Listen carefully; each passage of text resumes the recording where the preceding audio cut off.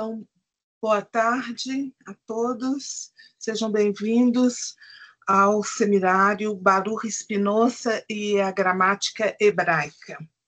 Eu começo agradecendo ao professor Marcos Daniel, que muito gentilmente aceitou nosso convite para falar no Núcleo de Estudos Judaicos da UFMG. Hoje é 14 de maio de 25. Desculpa.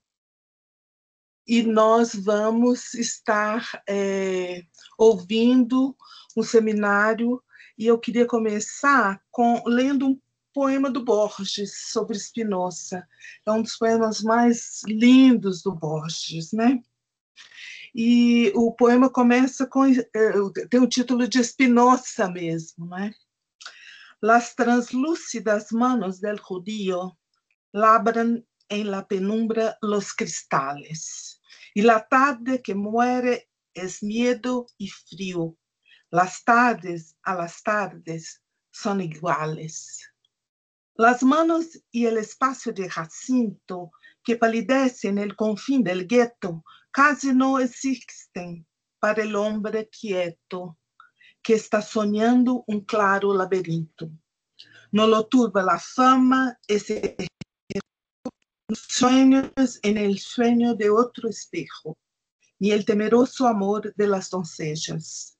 Libre de la metáfora y del mito, labra un nardo cristal el infinito, mapa de aquele que é todas suas estrelas. Um poema belíssimo de Borges, e eu passo agora a apresentação do professor Marcos Daniel, que é doutor em Filosofia da Religião, membro integrado do Instituto de Filosofia da Universidade do Porto e investigador do Centro de Investigação em Cosmovisões e Mundivivências Espirituais e Religiosas da Universidade Lusófona. É membro da Sociedade Spinozana de Roma e do Projeto Sefardim, Autores Sefarditas Portugueses. Então, passo a palavra para o Marcos, sem mais delongas, para que ele possa falar desse gênio de todos os tempos, que foi Spinoza, e depois nós teremos, como ele disse, um tempo para perguntas. Seja bem-vindo. Muito obrigado, professora Lisley, obrigado pelo convite de estar aqui presente, de poder estar neste Centro de Estudos Judaicos a falar de um autor fundamental, não é? Do pensamento hebraico também, e a falar de um modo muito particular daquela que talvez seja a obra, não é? A obra mais ligada aos estudos hebraicos, aos estudos judaicos, que é a gramática ou o compêndio de gramática da língua hebraica, que é uma das obras mais ignoradas de Spinoza, menos conhecidas de Spinoza, e que merece uma importância, a meu ver, merece darmos a ela uma importância muito maior do que é dada, porque encerra aqui grandes questões que nos vão ajudar a compreender melhor o propósito da filosofia spinozista e o contributo que esta gramática pode dar ou poderia ter dado naquele tempo, caso fosse levada a sério. Professora Lisley, então vamos começar. Eu vou aqui introduzir um pouco este texto, mas eu gostava também que as pessoas que aqui estão a participar possam também ter uma voz ativa, e por isso vou fazer uma apresentação do tema e depois vou dar a palavra à Assembleia para que também possam fazer perguntas, tecer comentários, partilhar connosco também outras questões interessantes, de forma a enriquecer esta nossa conversa, que anda em torno de um tema muito, muito pouco conhecido. Então, vou então só introduzir, não é, muito rapidamente, Spinoza. Spinoza, ele é um judeu de origem portuguesa, Ele vai nascer na comunidade judaica portuguesa de Amsterdão. Esta comunidade, portanto, no século XVII, esta comunidade é fruto, é oriunda dos cristãos novos que se veem forçados a converter ao cristianismo no período anterior e que alguns deles conseguem escapar da Península Ibérica e retomam ao judaísmo quando se veem livres ou mais distantes dos braços da Inquisição. É o caso desta comunidade, é uma comunidade toda ela formada por judeus retornados, por novos judeus, portanto, por judeus que ficaram cristãos novos e que agora voltam a ser novos judeus, não é? Obviamente que isto não se dá no período de uma geração, são várias gerações, não é? E por isso estes que retornam ao judaísmo nunca foram judeus, em termos religiosos, não é? Vinham do cristianismo, os seus antepassados é que eram judeus, mas Spinoza vai já nascer dentro da comunidade, não é? E já tem uma formação desde o início, formação essa judaica, numa comunidade que já estava bem estabelecida, comunidade que era tolerada pelas autoridades holandesas, em que a liberdade era uma liberdade muito maior do que em vários outros lugares da Europa, não é? Para nem falar da Península Ibérica, onde o judaísmo era proibido, mas mesmo assim, mesmo comparativamente com outros lugares da Europa, havia uma liberdade maior, mas essa liberdade era condicional.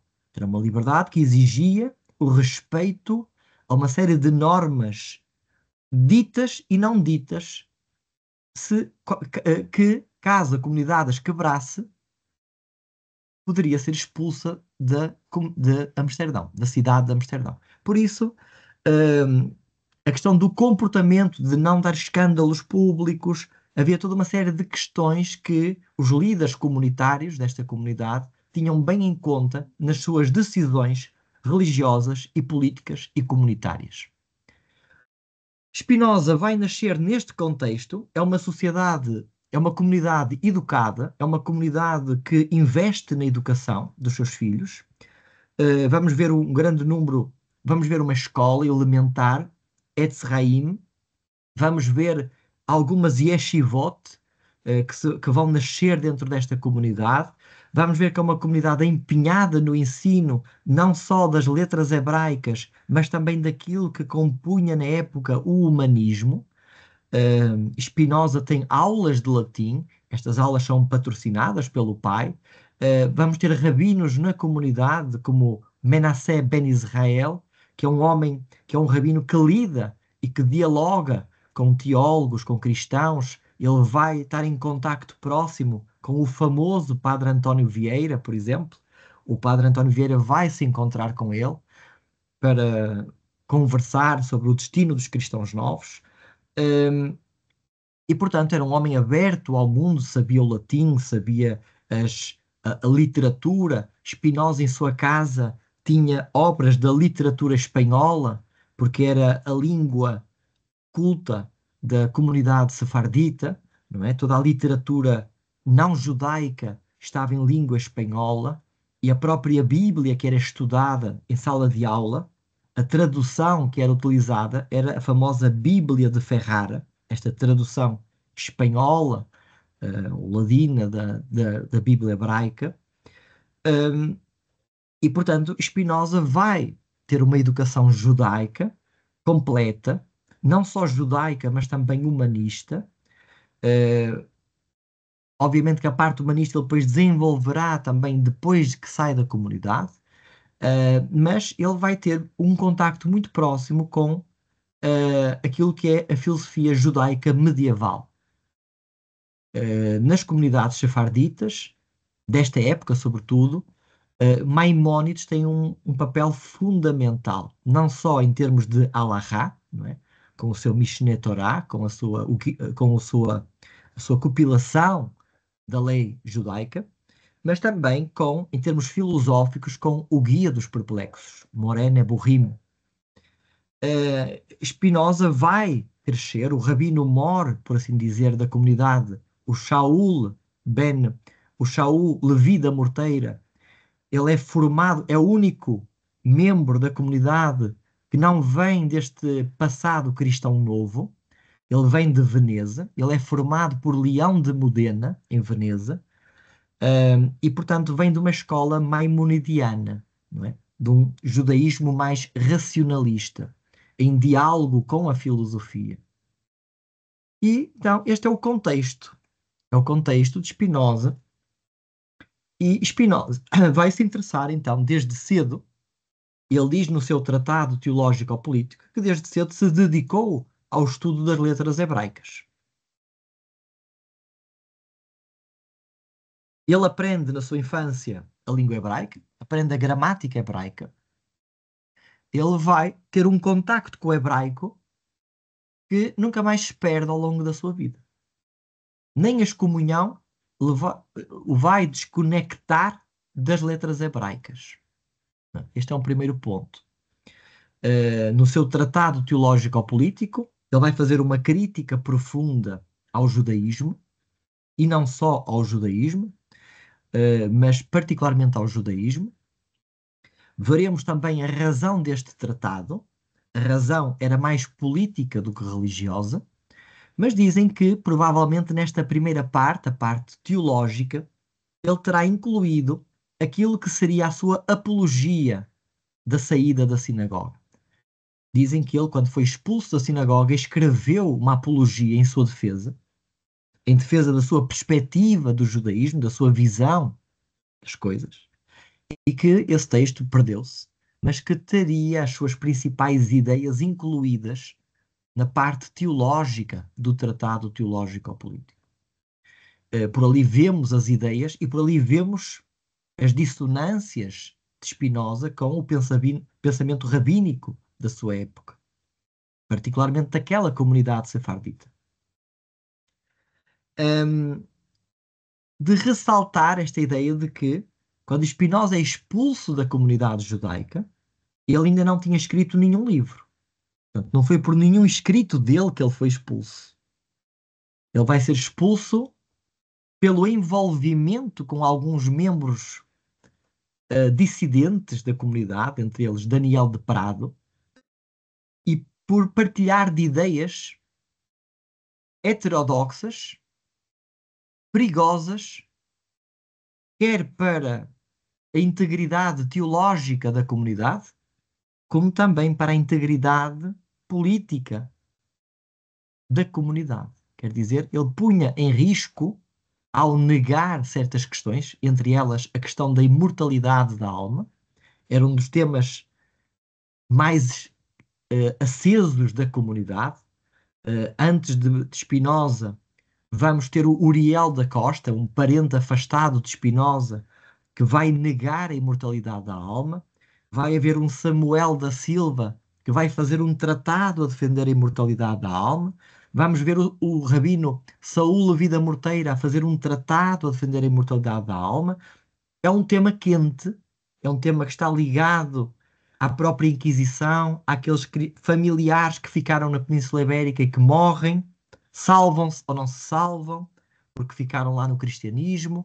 Há toda esta questão, os mártires, judeus da Inquisição, e portanto é um tema muito quente na comunidade e tema que, pelos vistos, Spinoza vai entrar de um modo perigoso, não só para a comunidade, mas também para o mundo calvinista, que aceitava firmemente a ideia tradicional da imortalidade da alma e que via então, a comunidade judaica via em Spinoza um perigo de heresia que poderia pôr em causa a própria subsistência da comunidade naquele meio. Não é? O perigo político da comunidade poder vir a ser castigada por não saber controlar os seus. Então, assim, depois de várias tentativas, Spinoza sai da comunidade, não se retrata, ele próprio quer se afastar do judaísmo, depois que o seu pai morre, a mãe já tinha morrido, o pai morre também, e ele então vai estudar o latim, vai aprofundar o seu latim na numa academia humanista, numa casa de um ex-jesuíta, que dava aulas de latim, que dava teatro, ele participava do teatro, e em troca das aulas de latim e de grego, e provavelmente até de uma certa hospedagem, Spinoza dava aulas de hebraico. Não só Spinoza dava aulas de hebraico, aquela comunidade cristã também cada vez mais interessada em regressar às fontes bíblicas e conhecer as fontes bíblicas. É uma época em que há um renovar do interesse no hebraico, e por isso, quando estivermos agora a falar da gramática, veremos que Spinoza não é inédito. Muitas gramáticas hebraicas tinham sido publicadas na comunidade cristã e também na comunidade judaica. Portanto, Spinoza não vai trazer nada de muito novo em termos de forma, não é? O que é novo é o conteúdo, e o contexto em que esse conteúdo é apresentado. E Spinoza também, segundo parece, terá traduzido alguns textos, não é, encomendados por uma comunidade cristã que está a emergir naquela época, que dará origem aos Quakers, e que ele também é incumbido de traduzir uns trechos de, deste grupo, textos importantes para este grupo, e que ele vai traduzir para o hebraico. Pensa-se que Spinoza terá sido o autor dessa tradução. Portanto, ele, saindo da comunidade, abandonando o judaísmo, ele não abandona o hebraísmo, ele não abandona a sua cultura hebraica e o seu interesse pela língua e pela cultura hebraica. Vai dedicar o seu tratado teológico-político, grande parte, a estudar, a demonstrar o seu conhecimento filológico das palavras e da interpretação das palavras, da fraseologia hebraica, a maneira como os hebreus falavam, e da própria história hebraica, do Estado hebraico, né, dos tempos bíblicos, e vai contar essa história com entusiasmo, vai contar essa história com interesse. Obviamente que este tratado teológico-político é um tratado que interrompe uma obra fundamental que é a ética. Spinoza já estava a escrever a sua ética, a sua visão metafísica, a sua visão da vida do homem. Quando interrompe a ética tem 5 partes, ele interrompe a ética na segunda parte, onde ele fala, a primeira parte fala de Deus, Deus ou natureza. Na segunda parte fala do conhecimento, mas é uma parte ainda muito ligada à metafísica, e ele interrompe isto para fazer aquilo que vão chamar uma viragem política. E Spinoza percebe o perigo do seu tempo, o perigo teológico ou político do seu tempo, em que o poder calvinista está a aproveitar-se ou a legitimar-se na Bíblia e na teocracia hebraica para, de certa forma, constituir-se ou constituir uma teocracia calvinista. Ou seja, a Igreja calvinista tinha um acesso direto ao poder e uma influência enorme nas decisões políticas. E Spinoza via que isso ia pôr em risco a liberdade de filosofar, ia pôr em risco a própria condição de livre pensador, mas que também era importante travar esse abuso de poder, abuso esse que tinha uma fundamentação teológica. E, portanto, para desconstruir, para desarmar esse artifício teológico ou político, era preciso ir à base, era preciso ir ao fundamento para desconstruir esse desejo teocrático de poder. E então, Spinoza talvez seja a pessoa na Europa mais preparada para o fazer, devido ao conhecimento profundo que ele tem das letras hebraicas. E então ele vai empreender no Tratado Teológico-Político uma análise do texto bíblico, uma análise das palavras, da fraseologia e dos limites do texto. E então ele diz que uma verdadeira compreensão do texto, uma compreensão que não permita abusos interpretativos, abusos hermenêuticos, abusos que visam o poder, não é? A exploração do texto em função do poder. Então, é preciso compreender o texto, é preciso compreender o contexto dos autores, é preciso compreender a cultura dos autores e é preciso compreender a língua dos autores. E então ele diz que uma verdadeira compreensão do texto bíblico só é possível através de uma compreensão da língua hebraica e da maneira de pensar o hebraico. E assim, então, faz-se necessária, e no capítulo 7º do Tratado Teológico-Político, chamado da Interpretação da Escritura, ele vai dizer a necessidade de fazer uma história da língua hebraica. Quer dizer, uma genealogia da língua hebraica. De como é que as palavras foram se formando, como é que esta fraseologia, esta sintaxe foi se formando, para, então, compreender o texto bíblico na sua dimensão mais imediata, sem o peso da interpretação dogmática que tanto o rabinismo como o cristianismo fez. E, portanto, este acesso direito, esse estudo natural, esta história natural do texto, e que, de certa forma, vai inaugurar a alta crítica bíblica, vai inaugurar este estudo científico da Bíblia, porque ele vai fazer uma história natural do texto, vai fazer um estudo em que ele procura perceber, mas também percebe os limites. Porque ele diz que devido às tribulações do povo hebreu,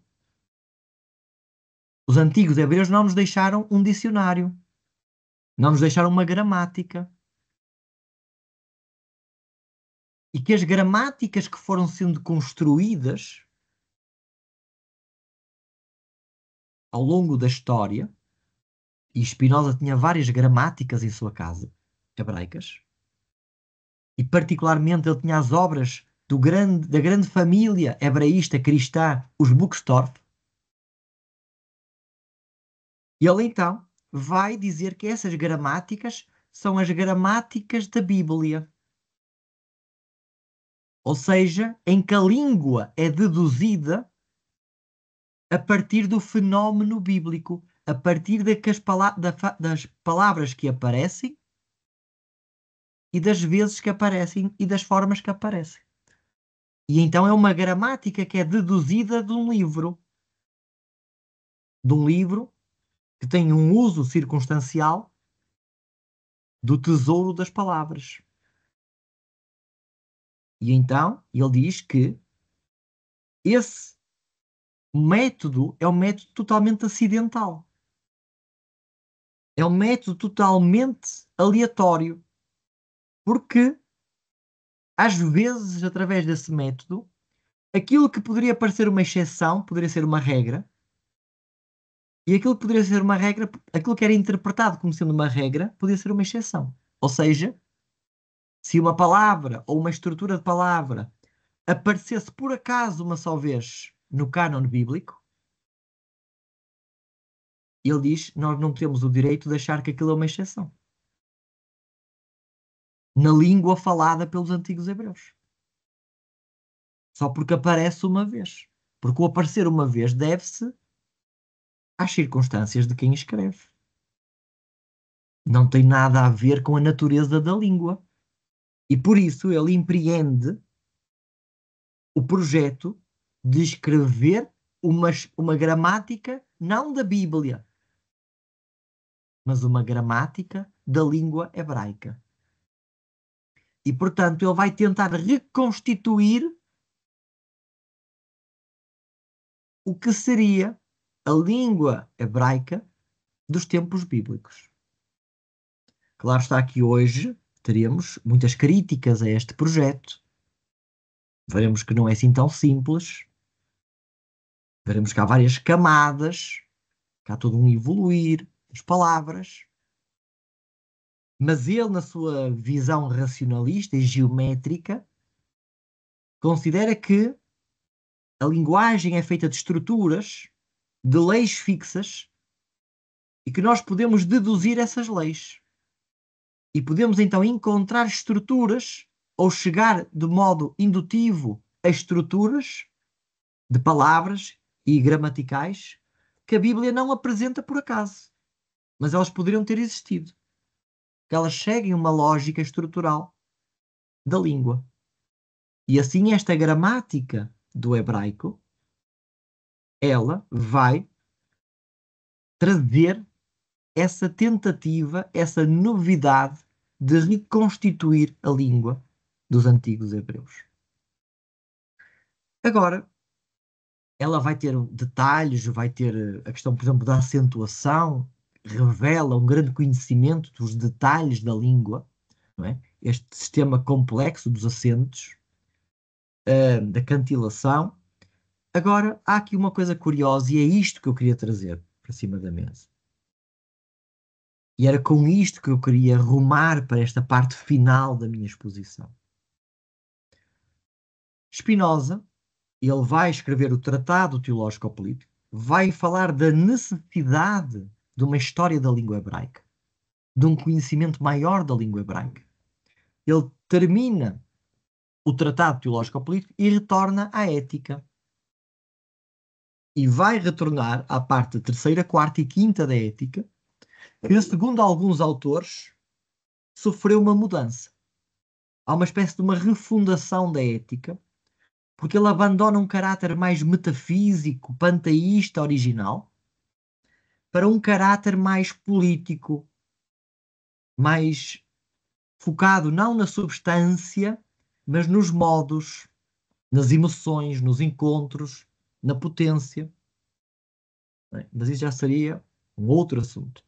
Mas que há uma viragem política em Spinoza e que neste tratado, este tratado que foi considerado um tratado forjado no inferno, de tal forma ele era subversivo, não só na sua crítica à religião, mas nas conclusões políticas que daí derivavam, Spinoza então lança este repto da história da língua hebraica e os seus amigos, o círculo de amigos de Spinoza, muitos deles envolvidos num projeto maior de traduções e de gramáticas, de uma espécie de uma gramática universal. Isto tinha a ver com uma tendência daquela época cartesiana, de Port-Royal, de uma gramática universal. Convidam Spinoza a fazer uma gramática do hebraico. A gramática que ele tinha referido, justamente para dar aquele conhecimento do hebraico. E o texto que nos chega, a gramática hebraica que nos chega, ela é publicada póstumamente. Spinoza, em vida, só publica 2 livros. O Princípio da Filosofia de Descartes, que era uma espécie de uma apostila das aulas que ele dava enquanto preceptor a um aluno da Universidade de Leiden, sobre a filosofia de Descartes. Portanto, não é um livro muito significativo em termos de pensamento próprio. E o Tratado Teológico-Político, que ele publica de forma anónima, numa editora falsa, numa cidade distante. Mas facilmente ele é reconhecido, porque não havia muitas pessoas capazes de escrever aquele livro na Europa. E, portanto, facilmente reconhecem que ele é o autor do livro. E a repercussão que esse livro vai ter é de tal forma negativa que Spinoza decide não publicar a Ética. O seu lema era caute, cautela. E então ele percebe que os tempos, a morte de amigos seus, que foram mortos por questões políticas, ele percebe que não é prudente publicar a Ética, porque a Ética vai ser ainda muito mais pesado em termos de subversão do que o Tratado Teológico-Político. E então ele deixa a Ética guardada. E ele, entretanto, morre, e antes de morrer, deixa instruções muito claras ao que fazer com a escrivaninha onde ele tinha todos os textos não publicados. E estes textos não publicados vão ser publicados no ano da sua morte. Sobreviveram graças à rapidez com que estes textos foram resgatados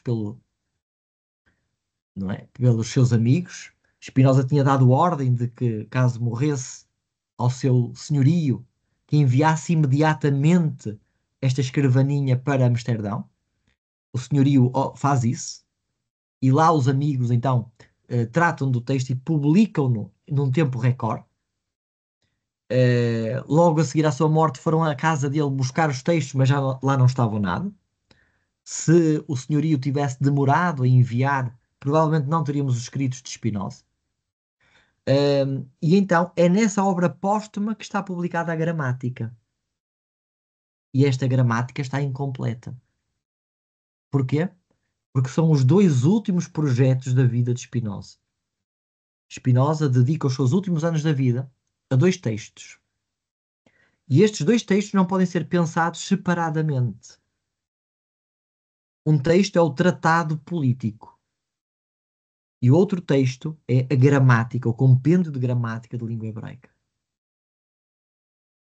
Estes dois textos visam ser uma continuação do tratado teológico-político. Em dois âmbitos diferentes. O tratado político a desenvolver a última parte do tratado teológico-político e em ressaltar a necessidade de pensar a política a partir de novos fundamentos, e em que ele demonstra que a democracia é o mais natural dos regimes, e ao mesmo tempo está a fazer o compêndio da língua hebraica, que vai possibilitar uma leitura do texto bíblico que vai libertar a filosofia e a política das amarras teológicas. E, portanto, a sua gramática do hebraico tem que ser lida dentro deste contexto político. Quer dizer, estas duas últimas obras são dedicadas a isso. E nas obras póstumas há um pequeno prefácio à gramática que diz: caro leitor, este texto que aqui deixamos incompleto, o autor escreveu a pedido dos seus amigos. E durante muito tempo pensou-se que Spinoza, então, escreveu uma gramática do hebraico para que os seus amigos pudessem aprender hebraico. Mas esta é uma visão muito redutora, porque havia muitas gramáticas do hebraico disponíveis. Spinoza, no seu pouco tempo que tinha, e ao projeto enorme a que ele se dedicava, ele não ia perder um tempo como este para escrever algo igual ao que já existia. Por isso, a sua gramática tem uma dimensão política muito profunda, que só pode ser totalmente compreendida à luz do tratado político. E nesse sentido, Spinoza vai fazer uma relação entre poder e linguagem. Ligação esta muito moderna, muito contemporânea. E, portanto, se ele vai apostar na linguagem, vai apostar na linguagem por razões políticas. Porque nele há uma distinção muito grande entre poder e potência. Entre a potência da multidão e o poder teológico ou político. E a sua gramática vai ter esta dimensão política, está inserida neste projeto político, nesta viragem política do pensamento de Spinoza, que visa a libertação do homem e que, portanto, essa libertação, que passa também por ser uma libertação teológica, das amarras teológicas, amarras essas que não só prendem e tornam refém a filosofia, como também a política. Lembra-se que a filosofia na Idade Média era ancile filosofia, teologia. Ancile teologia, ou seja, era a escrava da teologia. A filosofia servia apenas para mostrar a razoabilidade da fé. Mas sempre que a filosofia entrasse em contradição com a fé, a filosofia devia se submeter à fé, à teologia. É Spinoza o primeiro a fazer, no seu Tratado Teológico Político, o resgate da filosofia, a autonomia da filosofia em relação à teologia, dizendo que ambos ocupam espaços diferentes do saber. A filosofia indaga a verdade e a teologia procura estabelecer motivações para a obediência, para a moral. E então, para se libertar deste teológico que não só prende a filosofia como prende a política, porque o teológico tinha uma força. Pensemos na cristandade, pensemos no poder papal, pensemos em tudo, no poder calvinista. O teológico tinha uma força sobre o político. Então, para pensar a democracia, para pensar a liberdade, era preciso resgatar a política do teológico. Era preciso resgatar a filosofia do teológico e a política do teológico. E é neste contexto de libertar a política do teológico que o tratado político é escrito e que a gramática do hebraico é escrita. Gramática é esta que caiu no esquecimento. Quer dizer, ela não foi, ela era uma arma, era uma máquina de combate, de guerra, que Spinoza tinha preparado para desconstruir o poder da teologia na política, através de uma interpretação natural do texto, de uma compreensão profunda do hebraico. E esse projeto não foi, este projeto só muito mais tarde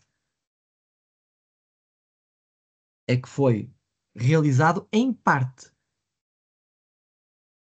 certo? E, portanto, houve aqui uma espécie de aposta de Spinoza no poder e na linguagem que só foi vista de um aspecto, foi o tratado político. Enquanto que a gramática ficou do lado. Por que razões? E com isto eu termino. Por razões muito simples. O mundo hebraico não se interessava por Spinoza naquela época. Spinoza era proibido. Spinoza era um pária. O mundo cristão também tinha Spinoza com muita desconfiança. Houve todo um ostracismo em relação ao pensamento de Spinoza. Spinoza é condenado. As obras dele circulam no mercado negro do pensamento europeu.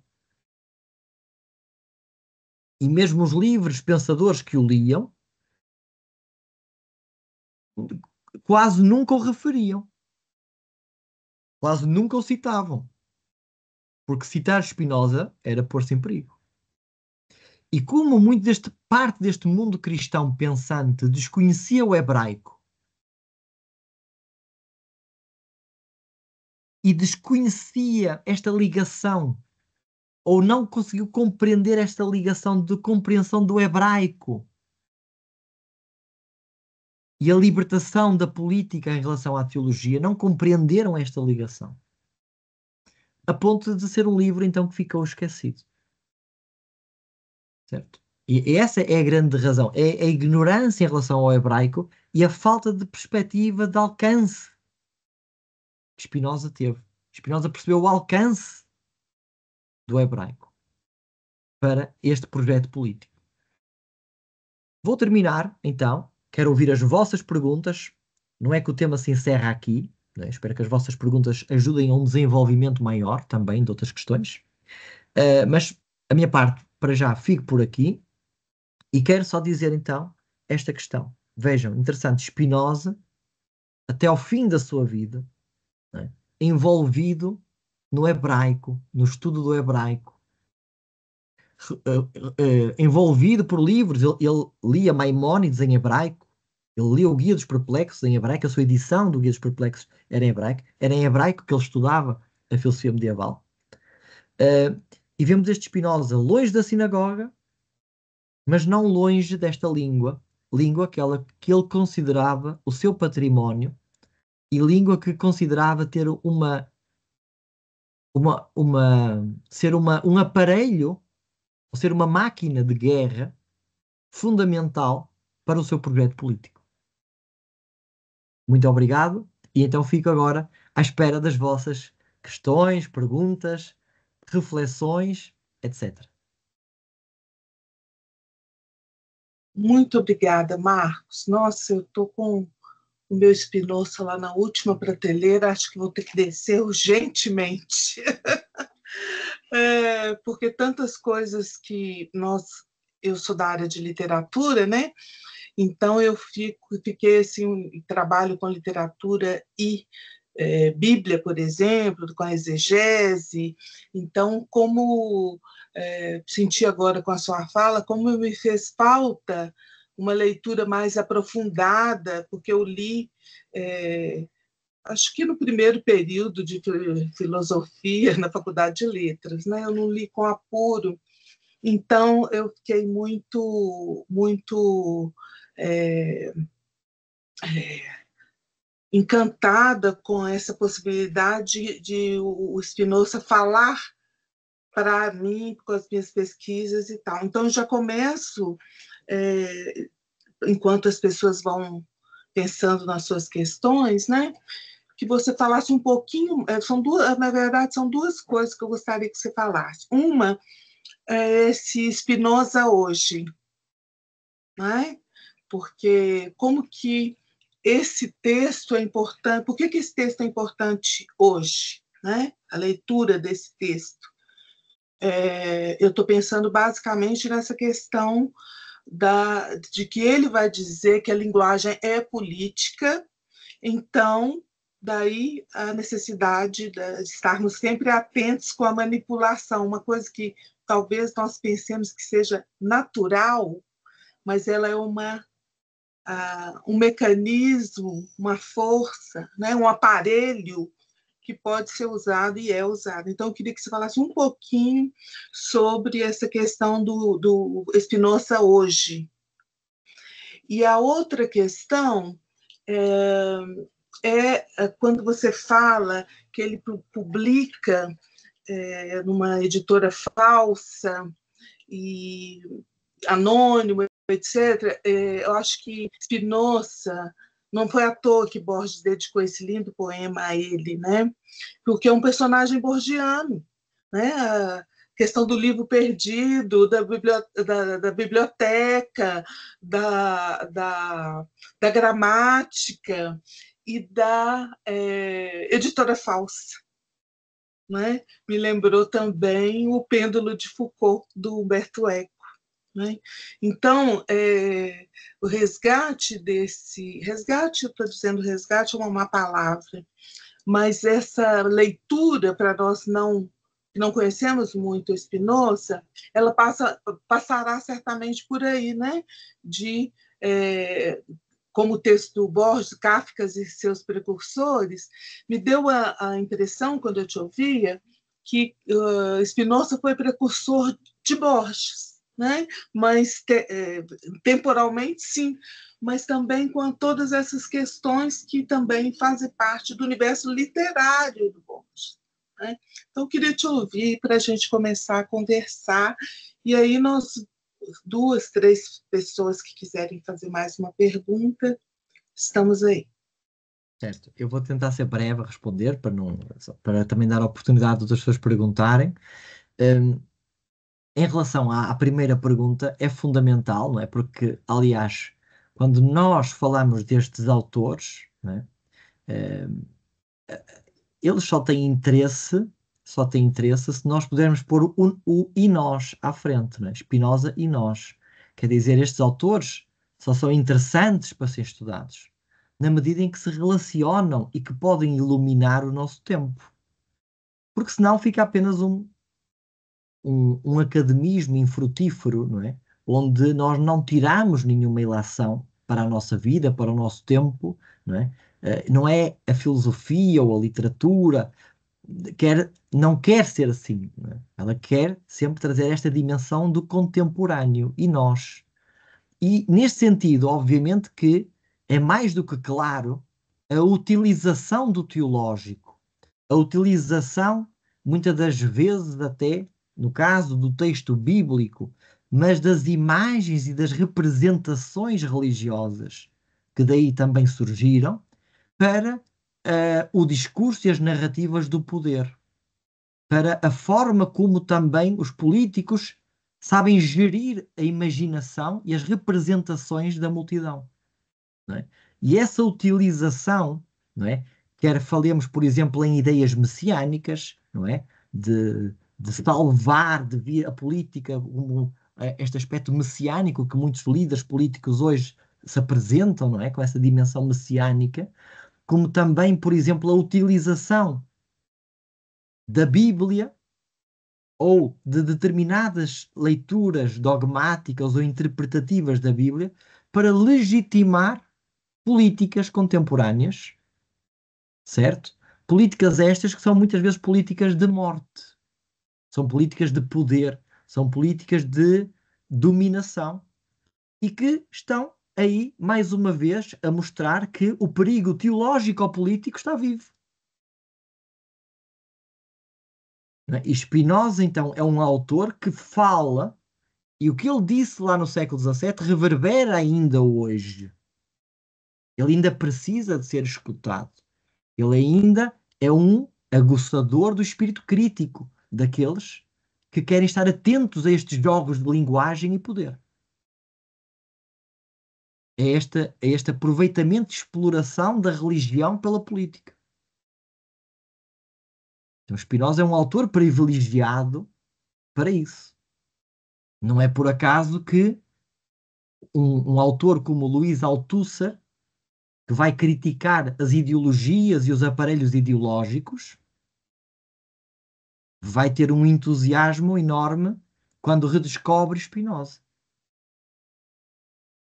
E quando percebe a relação de Spinoza, Maquiavel, dizendo que Spinoza ajuda a compreender melhor o próprio Marx.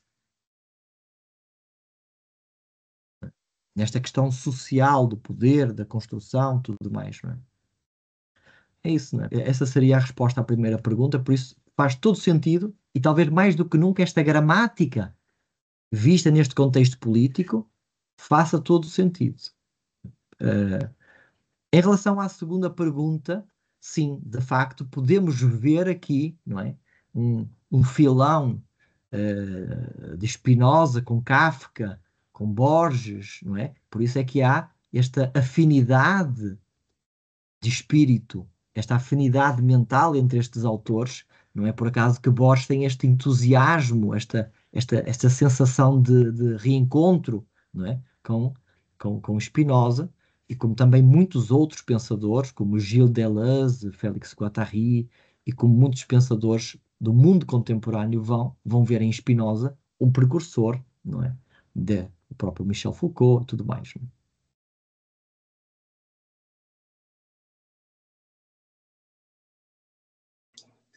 Muito bem, gostei demais. Já me deu muitas ideias aqui, sabe? A primeira coisa é, você falou em redescobrir Spinoza, né? Então, acho que vai ser meu dever de casa depois da sua fala aqui. Felipe Menezes.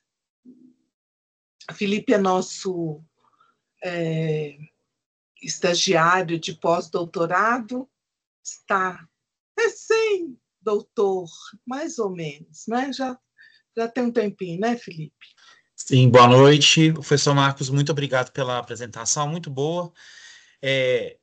Nós que somos da literatura, né? Eu também sou da literatura, meu doutorado, minha pesquisa, a gente fica impressionado com essa abordagem, né? Assim, quando a gente pega um texto, né, de uma idade do texto como o do Spinoza, perto de outros textos literários que a gente também trabalha, e textos antigos, assim, e vê como é que eles fazem uma abordagem bem contemporânea, né?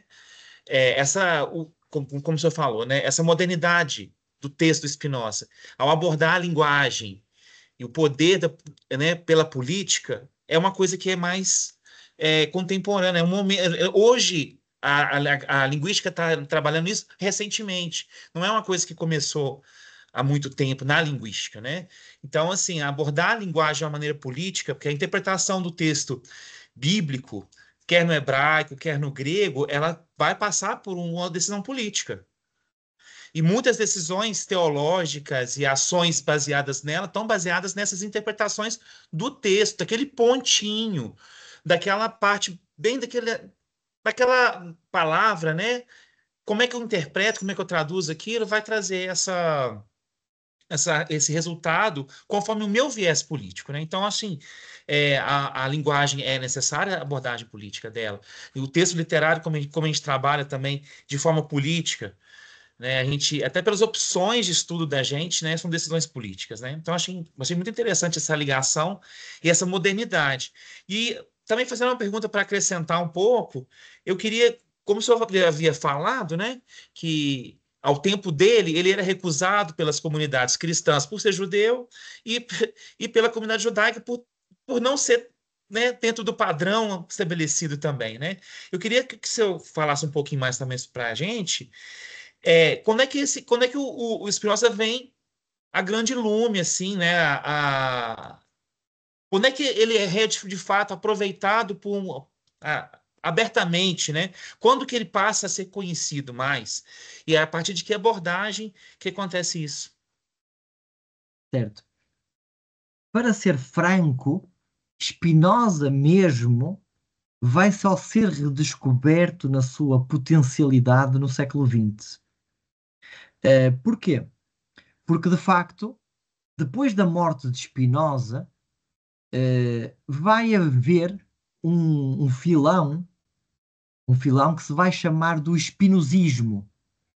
Mas esse espinosismo, que depois se vai identificar ou coincidir com o próprio materialismo, uma corrente materialista que se vai formar na França, esse espinosismo vinha, em grande parte, de uma leitura enviesada de um homem que escreve um dicionário, Pierre Bayle, que vai escrever um dicionário que é uma espécie de pré-figura da enciclopédia que virá, e que ele, numa das entradas, que por sinal é a maior entrada do seu dicionário, ele dedica a Spinoza, como um crítico a Spinoza, porque Spinoza tinha todos os epítetos malditos do seu tempo, não é? Ele era judeu, era ateu, era herege, ele era tudo que poderia, não é, ser contraditório e maléfico. E, portanto, ele vai, nesse artigo, ele vai falar mal de Spinoza, mas vai falar muito de Spinoza. Portanto, ele mostra ali um misto, não é? Uma flutuação de ânimo, para usarmos aqui uma expressão espinosista, de admiração e repulsa em relação a Spinoza. E é a interpretação que ele faz de Spinoza, uma interpretação até bastante cartesiana, porque lembrem-se que Spinoza, naquela época, era muito associado a Descartes. Porquê? Porque o aparelho conceptual de Spinoza era cartesiano. Spinoza usou o aparelho conceptual cartesiano para ser anti-Descartes, para ser anti-cartesiano. Mas usou-se a linguagem cartesiana, ressignificando-a, em grande parte. Por isso é que nós, se lermos a Ética, vamos encontrar todo um aparelho conceptual do século XVII, substância, extensão, pensamento, mente, não é? Portanto, todo um aparelho conceptual daquele tempo, que é preciso também saber perceber, e ele depois vai também dar as suas próprias definições a esses conceitos. Mas, aqui, para ser breve, Descartes vai manter um bocado a imagem do pensamento medieval, mas com algumas características novas. Quer dizer, ele vai querer salvaguardar o dualismo, esta ideia de uma alma separada do corpo, uma alma que pode sobreviver à morte do corpo, uma alma que é a sede da liberdade e do pensamento. Ele quer salvaguardar isto. E, por outro lado, vai pensar o corpo já de uma forma mais moderna, mais mecânica, mecanicista, fisicalista. E essa parte corporal estes livres pensadores vão agarrar esse mecanicismo cartesiano que vai dar origem ao materialismo francês. E vão chamar a isso o espinosismo. Ou seja, eles consideravam que Spinoza ficou apenas com uma das partes de Descartes. Ficou apenas com a parte mecanicista e materialista de Descartes, o que é falso. Spinoza tinha uma noção totalmente diferente, não dualista. Ele era monista. Pronto. Isto para dizer o quê? Para dizer que aquilo que foi o espinosismo foi uma deturpação de Spinoza.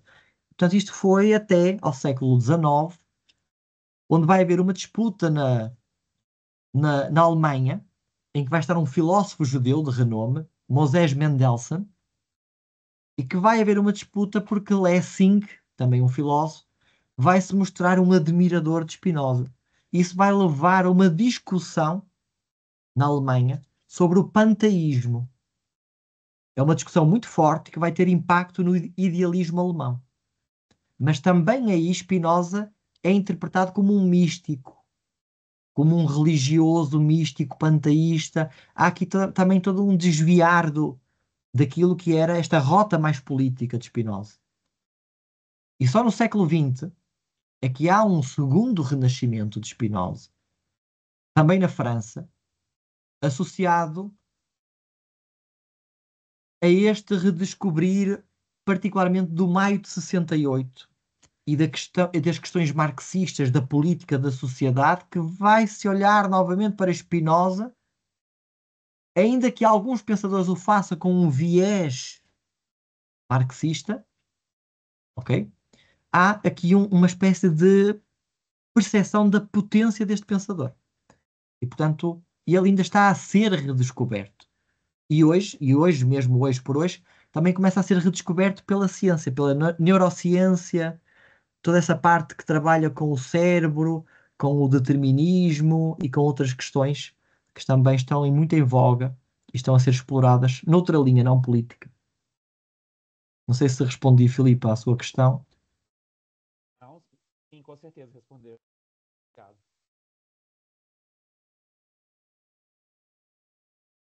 Não sei se há mais questões. Alguém gostaria de fazer algum comentário? Gostava de fazer alguma questão, alguma reflexão? Partilhar um bocado aqui a sua pesquisa ou a ligação da sua pesquisa com esta temática? Estamos aqui para ouvir.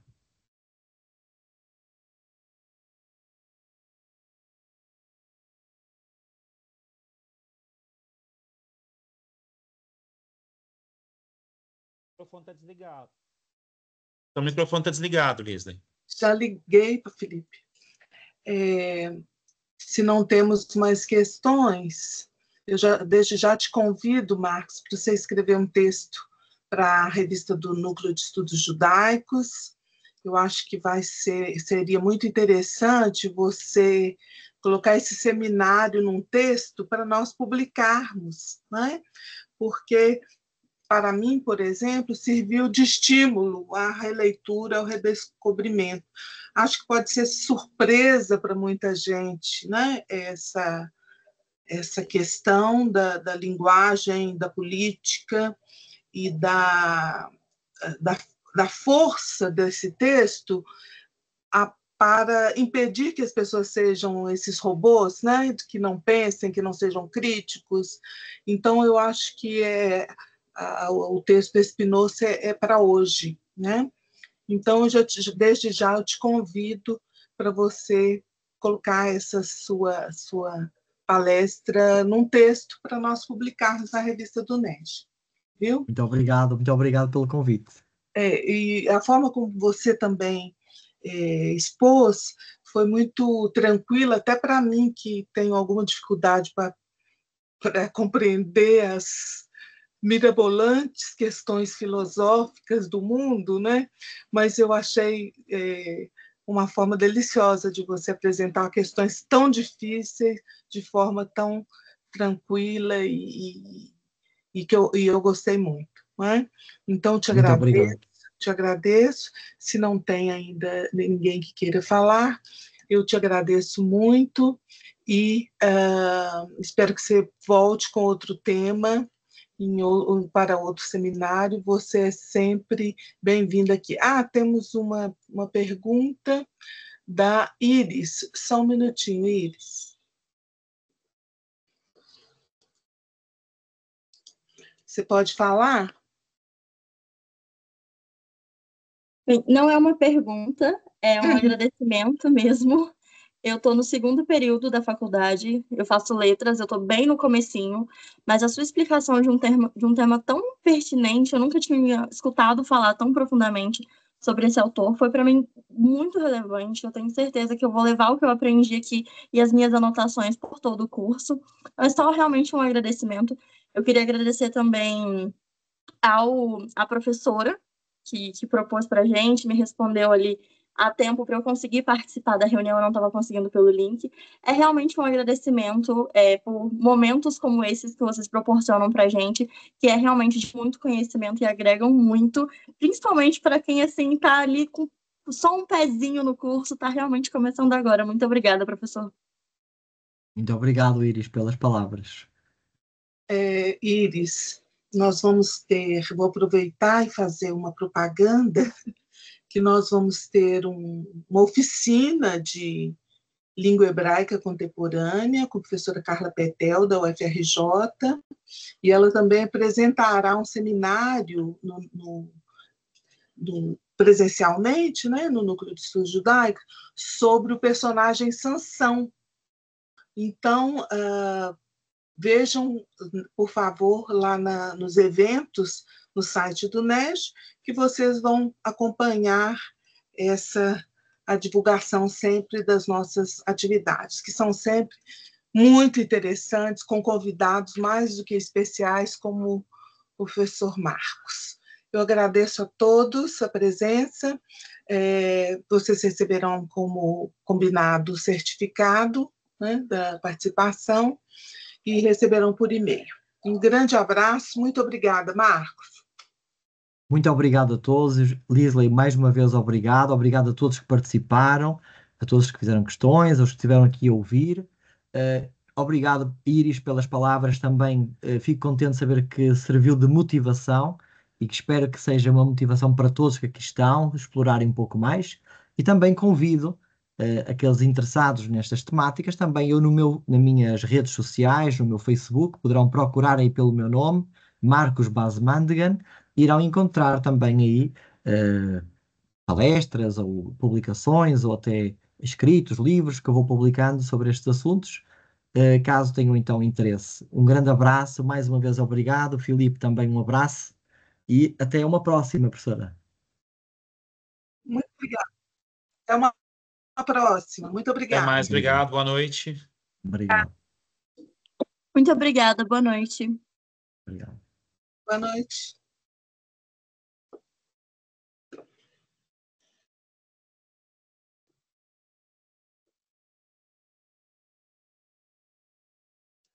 O Marcos, já eu te mando o seu certificado, que já está pronto, tá?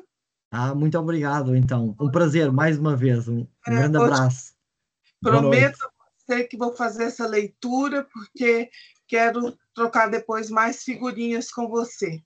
Claro, claro que sim. Vamos Tá lá, bom? então. Um grande abraço, tudo bom? Tchau. Obrigado. Tchau.